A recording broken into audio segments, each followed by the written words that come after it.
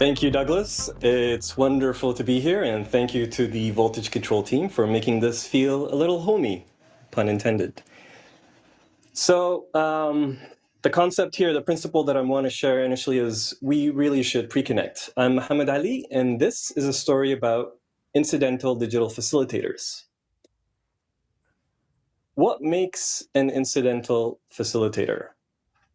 If you're the type of person who seeks to create harmony, build bridges, and make sure everyone is happy, you might be an incidental facilitator. If you're frequently hosting, clarifying conversations, or dealing with and trying to resolve conflict, it's either your calling or your craft. Recently, a lot more people have been thrown into the deep end of digital facilitation with mixed results. Over the past 5 years, I've been deliberately working towards building a remote-friendly career, specifically in something called service design. I've had the chance to build and lead workshops across time zones, which allowed me to exercise my digital facilitation muscle. And like you, I've noticed the challenges people have with the increasingly digital components of their workshops. Do you remember when using Slido and polling apps was a fun, engaging distraction? And now we're in an environment where it's necessary to juggle having different types of hosts for a dominantly digital workshop. What gives me hope is that the pain shared by facilitators and participants continues to be independent of location, digital or physical. Do any of these sound familiar when you're the audience? And feel free to snap your fingers as I count them out. A sense that you're wasting each other's time, a nagging feeling of having different expectations, zero impact or no takeaways, and the free food no longer obliging you to review the workshop positively.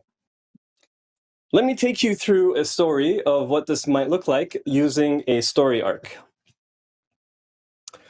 So it'll be in 3 acts, and our protagonist is Abdullah. In the first act, Abdullah is the resident fixer and incidental facilitator in the company. He's told no one is traveling and to rethink how to put together the company town hall that was being planned months in advance. He'd been tapped to facilitate things before and is told that it now needs to be a digital extravaganza. He talks to the heads of departments and they make it clear this needs to be special. The process and responsibilities for delivering the event is opaque, and Abdullah starts hearing about promises made of bells and whistles and fancy setups. It'll be like you're there. But no one knows what the outcome is, including Abdullah. In the second act, the day the event arrives, there are mercifully minimal amounts of technical glitches. There's music, icebreakers, monologues by someone important. But for all intents and purposes, it seems successful so far.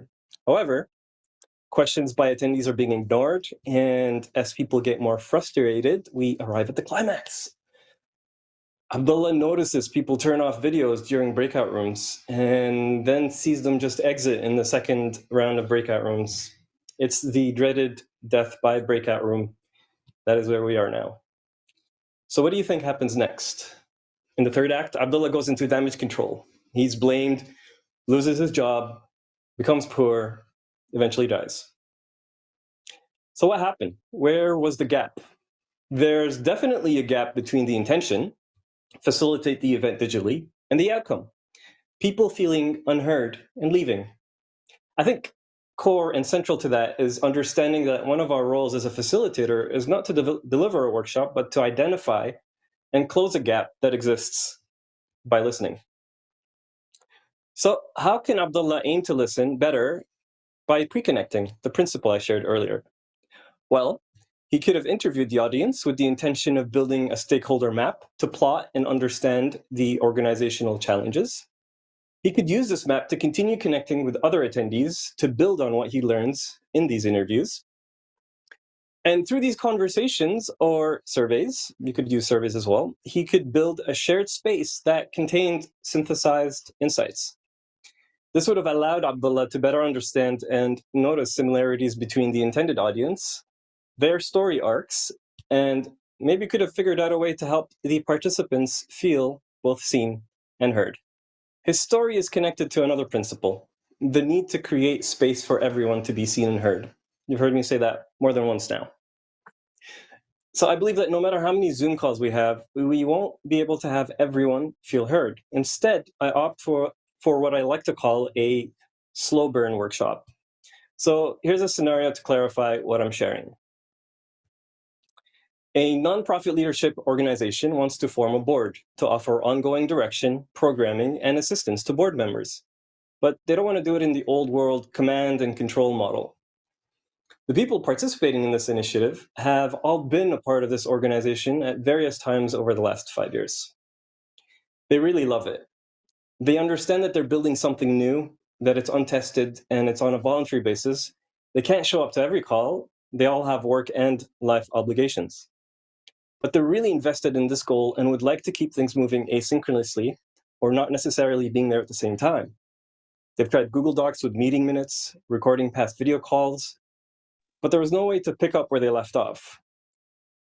Through our interviews with them, we were exposed to beautiful metaphors, such as, it feels like there are invisible rocks in our path. So how might we see these invisible rocks together? An insight that arose from the conversation was that it's not a bunch of workshops, it's a journey. So we reoriented and approached it as an invitation for people to go on a journey. They shared their Strengths Finder profile, which gives people a way to describe what they naturally do best and what they might need help with. And this is important because these people are working across industries, and we needed a shared language. Another thing we did was we had people complete forms that had them reflect on their intentions. What was in it for them? What were their goals? Why did they need this to succeed? We asked them to share images that represented them, the things that they care about, their aspirations. And they answered prompts about themselves similar to a user manual, about their quirks and how they prefer to relate to others. This was all capped by an invitation to opt in to connecting with others on a one-to-one get-to-know-you call. And now, every time there's a call, it's not the same faces, but they all share in the progress because it's all tracked in one location.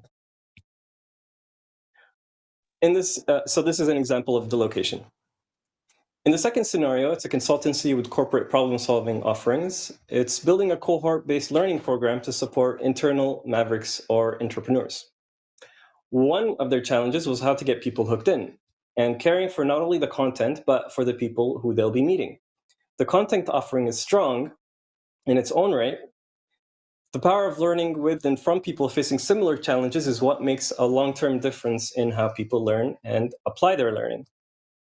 3 days prior to the event, we created and shared a 1-minute video clip inviting people to respond to prompts via voice note for 2 reasons. But first, I'm going to share the prompts. The prompts we sent went like this. How will they prepare their environment for the upcoming event?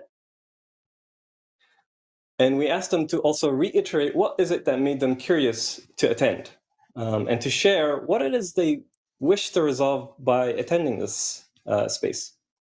So the responses we got were powerful, and the reason being is that the voice notes work because it's not as anxiety-inducing as a video recording. The prompts worked because we could meet them where they are, and what this allows us to do is get a sense for who is showing up way in advance. And if we're able to sensitize people to this approach as being a part of the process, then what we're getting is a lot of information on what seems to be top of mind for them. Are their challenges pervasive? Are they just the flavor of the month? And you can do 2 things with this information. I mean, a lot, but I'll focus on 2 things. You can remove identifying information, synthesize the themes on a whiteboard, and give people access to it well in advance. Or if you have a strong sense for the people from the responses and from their voices, you can invite them into a group like a Signal or a WhatsApp group and encourage them to share the responses to their prompts with others. In preparation for this talk, I tried to do this using a Google form. If you're coming to the workshop, please complete the form. And the theme that kept arising was connection, or feeling connected. It's something we constantly seek. And what you do by pre-connecting is you create the conditions for people to feel that they're being seen and heard, for them to feel that they're connected. And I think that's what listening is all about when it's done well. Thank you.